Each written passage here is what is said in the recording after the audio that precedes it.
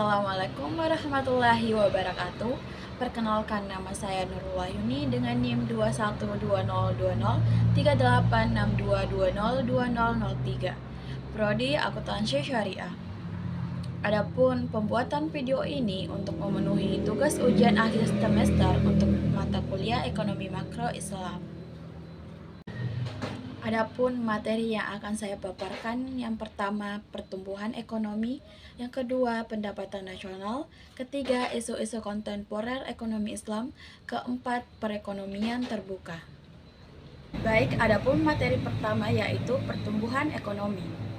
Pertumbuhan ekonomi adalah perkembangan kegiatan dalam perekonomian yang menyebabkan barang dan jasa yang diproduksikan dalam masyarakat bertambah dan kemakmuran masyarakat meningkat. Masalah pertumbuhan ekonomi dapat dipandang sebagai masalah makroekonomi dalam jangka panjang.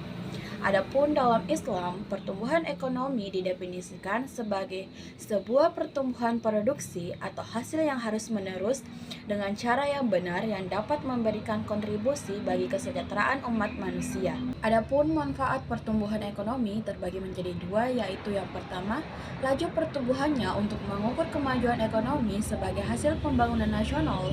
Pendapatan per kapitanya dipergunakan untuk mengukur tingkat kemakmuran penduduk.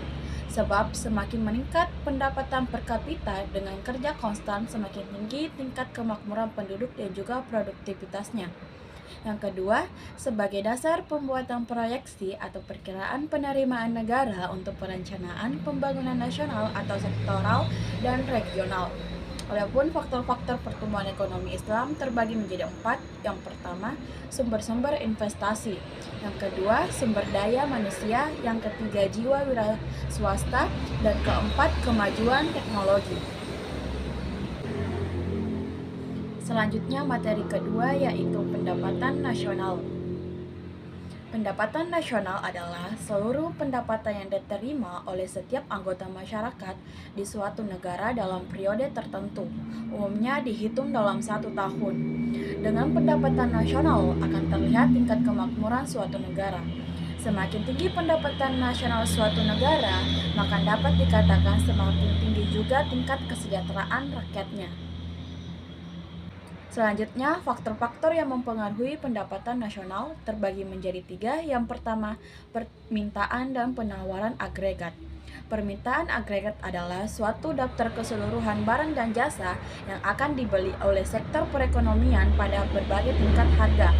Permintaan penawaran agregat menunjukkan antara hubungan keseluruhan permintaan terhadap barang dan jasa sesuai dengan tingkat harga.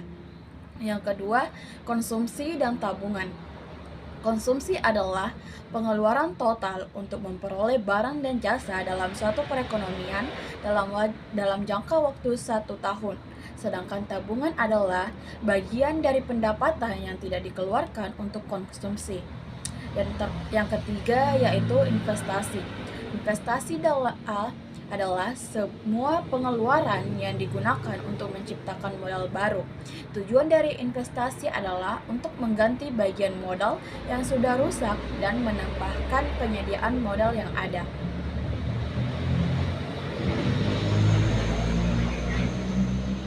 Adapun macam-macam perhitungan pendapatan nasional, yaitu yang pertama, pendekatan pendapatan adalah pendekatan yang menghitung seluruh balas jasa yang diterima oleh pemilik faktor produksi akibat dari penyerahan faktor produksi kepada produsen.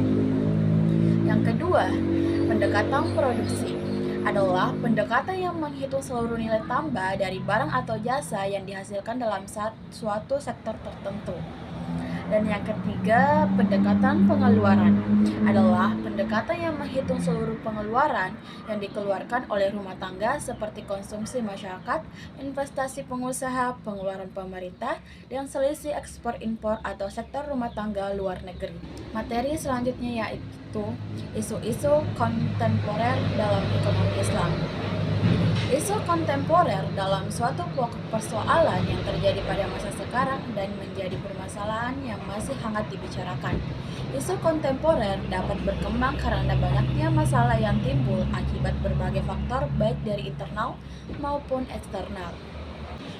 Adapun macam-macam isu kontemporer ekonomi makro Islam, yang pertama keuangan Islam.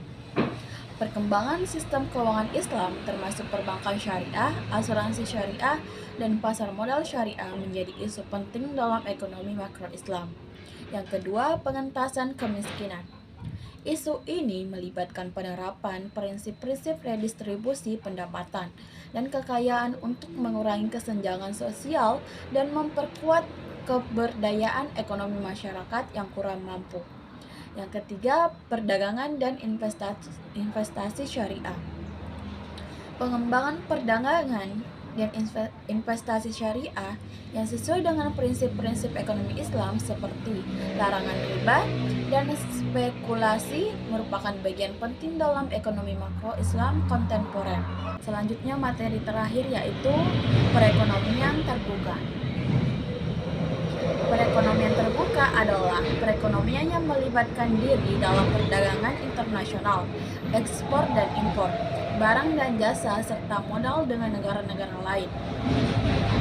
Ekonomi terbuka juga disebut ekonomi 4 sektor, yaitu ekonomi yang dibagi menjadi 4 sektor, yaitu sektor rumah tangga, sektor perusahaan, sektor pemerintah, dan sektor asing.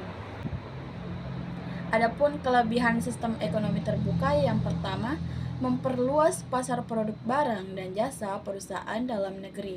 Yang kedua, mengurangi tingkat pengangguran masyarakat suatu negara karena semakin terbukanya lowongan pekerjaan bagi masyarakat atas perluasan usaha dalam negeri maupun kesempatan memperoleh pekerjaan dari luar negeri. Yang ketiga, warga dari negara tertentu memiliki banyak pilihan atas barang dan jasa untuk aktivitas konsumsinya. Itulah tadi materi yang dapat saya paparkan. Sekian dan terima kasih. Wassalamualaikum warahmatullahi wabarakatuh.